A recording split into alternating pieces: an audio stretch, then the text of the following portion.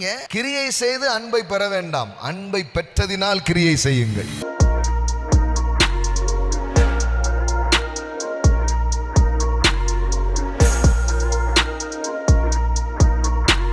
மதம் எல்லா முயற்சிகளையும் எதுக்கு எடுக்கு? எதையாவது பண்ணா அவர் அட்டென்ஷனை நம்ம மேல திருப்பிடலாமா அப்படின்ட்டு. ஆனால் அவர் அட்டென்ஷன் ஏற்கனவே அங்கே தான் இருக்குது.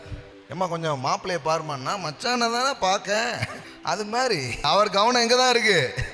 உங்களே தான் பார்த்துக்கிட்டு இருக்கிறார். அதுக்கு நீங்கள் எதுவும் செய்யணுன்றது இல்லை. நிறைய ஆட்கள் பாருங்க, அதை எதையும் எதாவது பண்ணிருப்பேன், இதுக்கு கடவுளுடைய கவனம் அதெல்லாம் பண்ண வேண்டியது. நீங்கள் கிரியை செய்து அன்பை பெற வேண்டாம், அன்பை பெற்றதினால் கிரியை செய்யுங்கள். ஆமென். இப்போ இங்கே கூட இதையாவது செய்யுங்க, சபையில் ஒரு பொறுப்பு செய்யுங்க, முக்கியமாக ஏதாவது பண்ணுங்க, ஆண்டவருக்காக ஏதாவது ஈடுபடுங்கன்னா எதுக்கு? எல்லாம் பண்ணாதான் நீங்கள் அன்புக்குரியவர்கள், நேசத்துக்குரியவர்கள் அப்படின்றது இல்லை. நீங்கள் நேசத்துக்குரியவர்களாக இருக்கிறதினாலே இதையெல்லாம் நீங்கள் செய்யுங்கள்.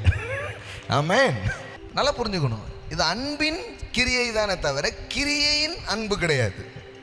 கரெக்டாக போட்டுருணும்.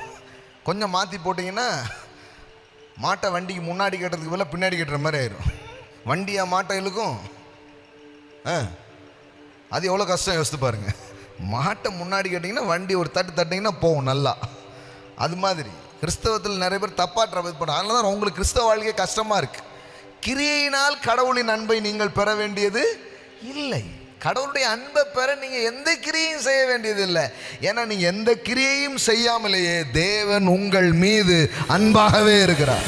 God so loved the world, He gave His only begotten Son, Jesus. Amen.